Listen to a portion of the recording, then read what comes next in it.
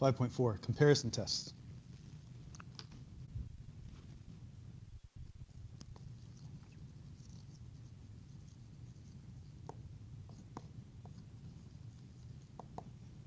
So I've actually used one of the comparison tests prematurely when I was trying to establish to you why the harmonic series diverges. The argument I used is I compared the harmonic series with another series that I know to diverge, and because the harmonic series was larger than that one, it must also diverge. That's one of the comparison tests. The other one is like it. It says if I have a series of positive terms that converges, then any series that's smaller than it must also converge. So, for example, I know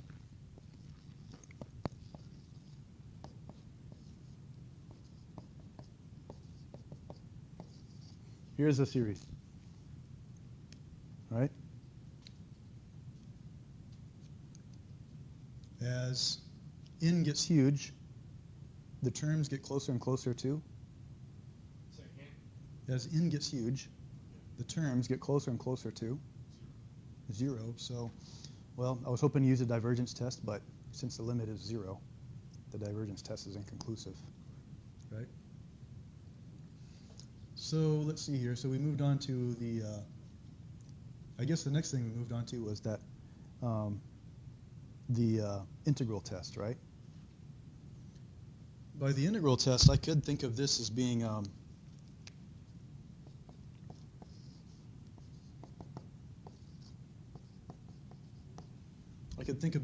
function of n.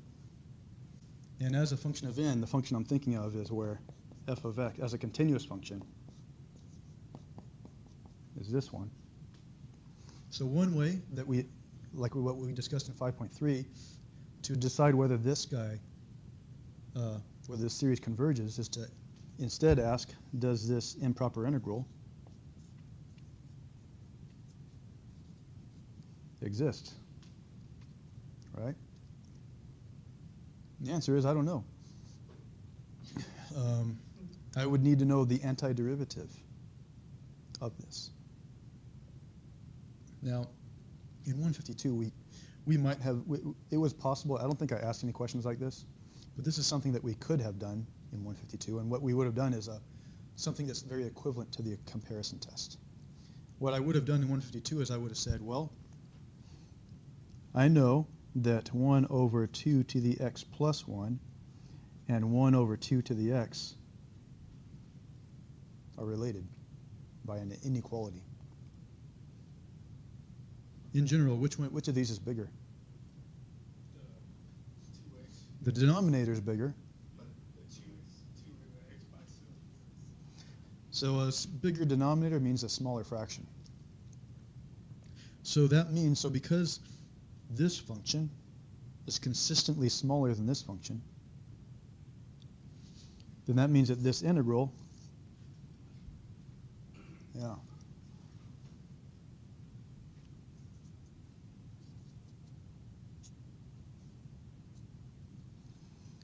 this is how we would have handled it in integral calculus.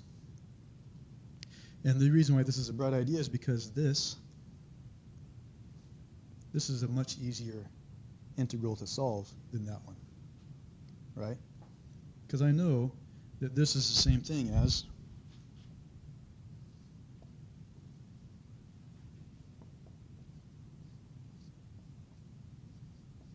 that.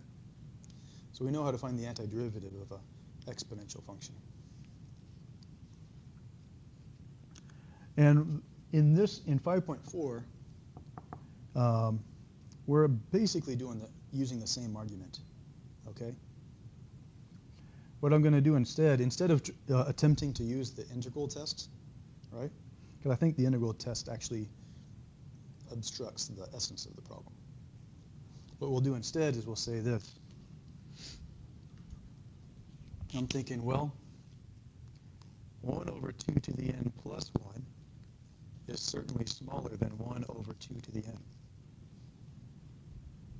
Right? So this series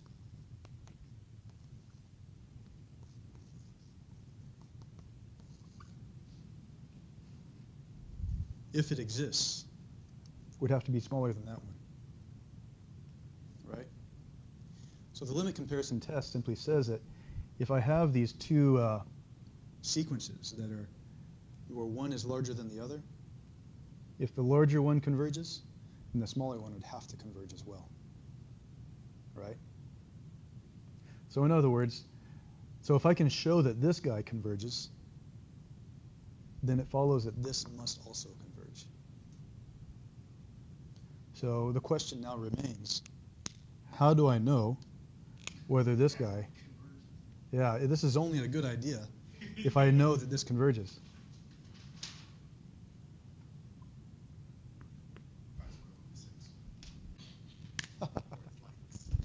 Right. So in your notes, you saw that we talked about 1 over n squared. The sum of 1 over n squared. So that's pi squared over 6, but this isn't quite exactly the same thing. It was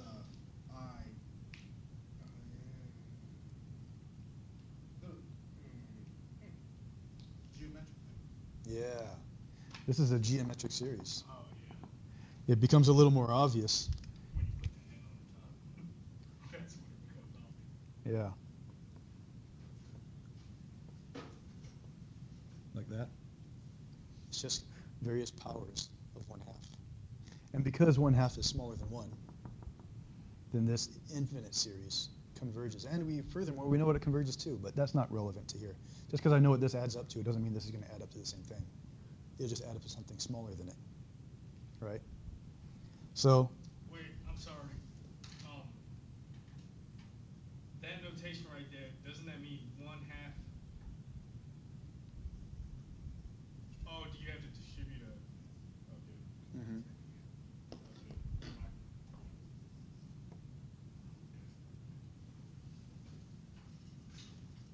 And again, remember, just because it's geometric doesn't mean it converges. It's geometric with absolute value of 1/2 less than 1. Right?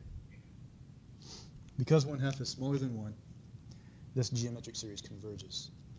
And because this is smaller than something that converges, this must also converge.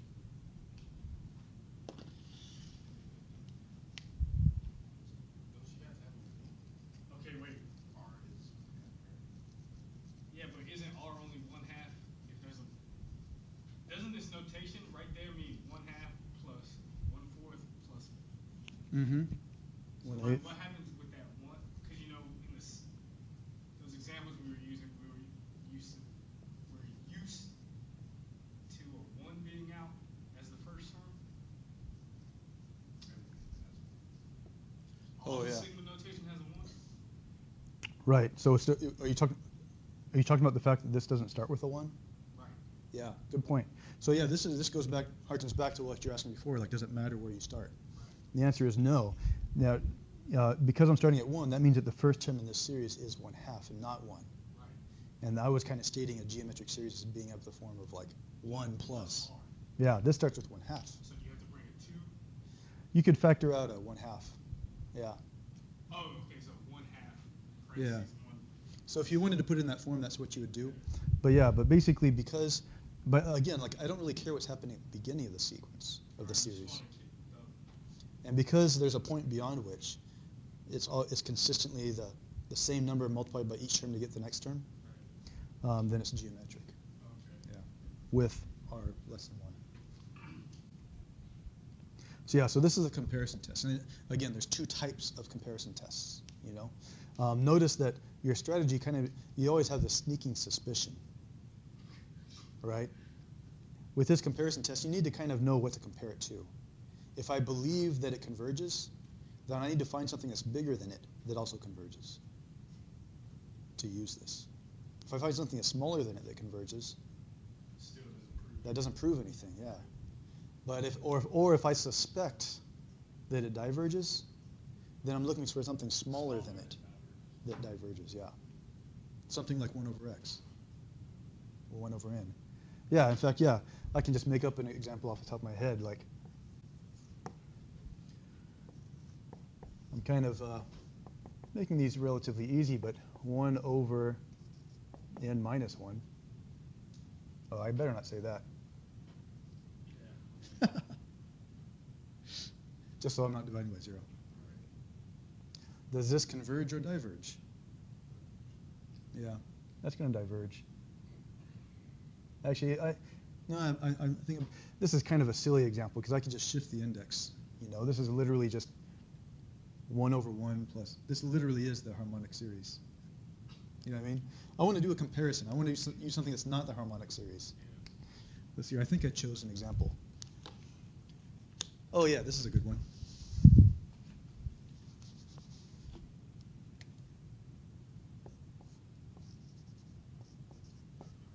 One over the natural log of n.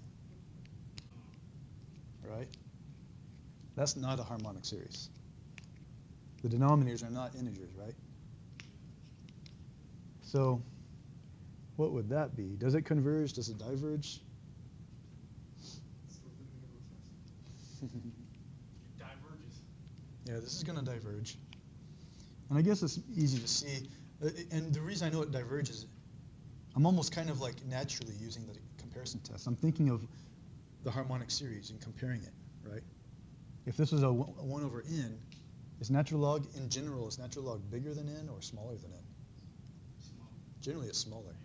So that means that this, in comparison to the harmonic series, a smaller denominator means that the fraction is bigger. So in general, I would say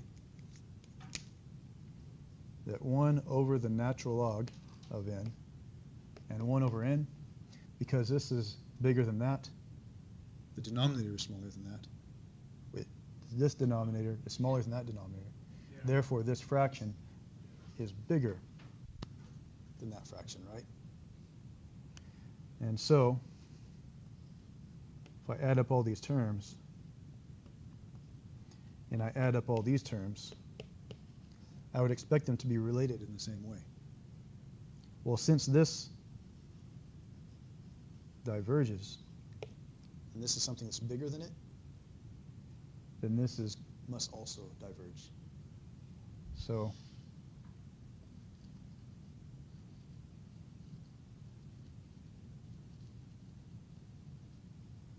by comparison, this series from, what did I say, 2 or 1? Yeah, I guess I better say 2. If n equals 1, this I'd be divided by 0.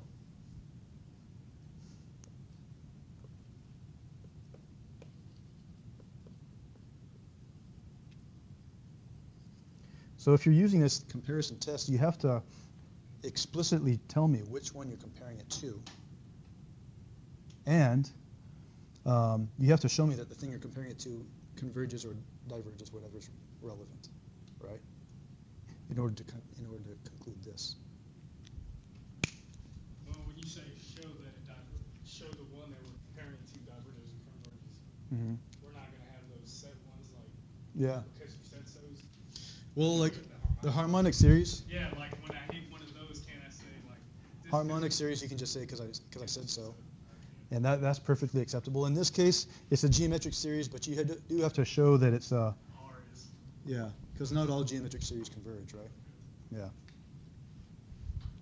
Yep. Those are the comparison tests. I think, and when you're using the comparison tests, I believe I do need to mention.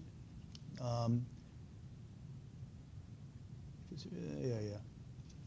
I think I do need to mention that the terms are positive. I'm just checking on that right now. The remainder, go to the next section. Using the comparison test. Yeah. In both of these cases, we're just talking about positive terms. On Thursday, when we get back together again, or no, Wednesday, we'll be talking about alternating series. Okay, so something I haven't really written out, you have it in the book, I haven't written out precisely what the test actually says, but in each of these cases, it's necessary that for this to be a bunch of positive terms that I'm adding up, right? And you can see that they are. If it was alternating, then you'd have to do something a little bit different. Yeah. So there's one last test in 5.4, and then we'll be done with 5.4, and that is the limit comparison test. Okay? Yeah. I feel like all the tests we've discussed up until now are somewhat intuitive. Somewhat. They're still challenging because you're still learning it, but there's a picture I can draw to make it convincing that it's true. Yeah. Yeah. The limit comparison test, I feel like, is the first sophisticated one. And by sophisticated, I mean it's not obvious that it's true. Yeah. So let's just look at what it says to begin with.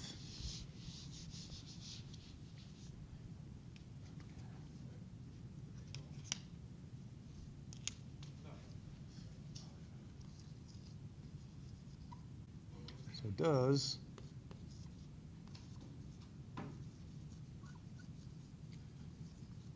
So we've been discussing different ways of answering this question. The limit comparison test says this. What I do is I pick another series to compare it to, right? So I want to compare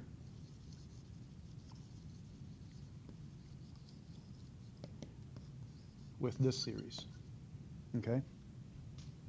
Now that's kind of what we were doing here. We were, in the two examples I just gave, we were comparing series, but I'm going to compare them in a different way, right? I'm going to pick a series which I know converges or diverges.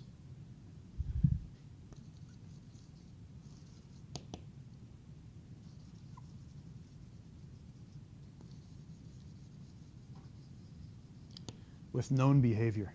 So if you compare this to a series and this series you don't know whether it converges or diverges, then this test isn't going to help you. You got to compare it with something that you do know. So let's see here. Yeah. So like for example,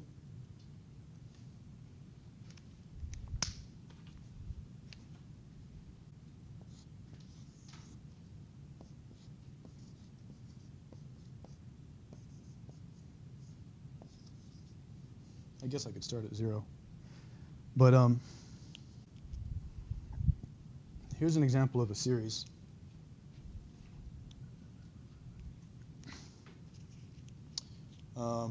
As n gets huge, the sequence gets closer and closer to, oh wait, hold on, look at that. As n gets huge, oh yeah, I might have to double check my notes. I don't think we have a way of dealing with this. Does this converge or diverge? So that'd be what? 1/2? It's in 1/2 plus 1? What? N to the 1/2. That's true. Square root of n is n to the 1/2. Square root of n is n to the. The other way is like the limit's not 0, right? Oh wait. Oh, I was thinking that this limit was 1, but I'm mistaken. As n gets huge, the denominator gets huge, and 1 over a huge number is 0. So the divergence test is inconclusive. I was mistakenly thinking that the divergence test takes me that this limit is 1, but that was a mistake. It's not. My apologies. But yeah, so as n gets huge, the sequence goes to 0. So it is conceivable that this might converge, right? But we don't know yet. By comparison, you might say, if we were to look like the comparison test that we were just talking about, if I was to compare 1 over square root n and 1 over plus 1 and 1 over square root n, since this denominator is bigger, it goes like this. And since this guy, this right here is, I wonder, does this converge? Well, actually,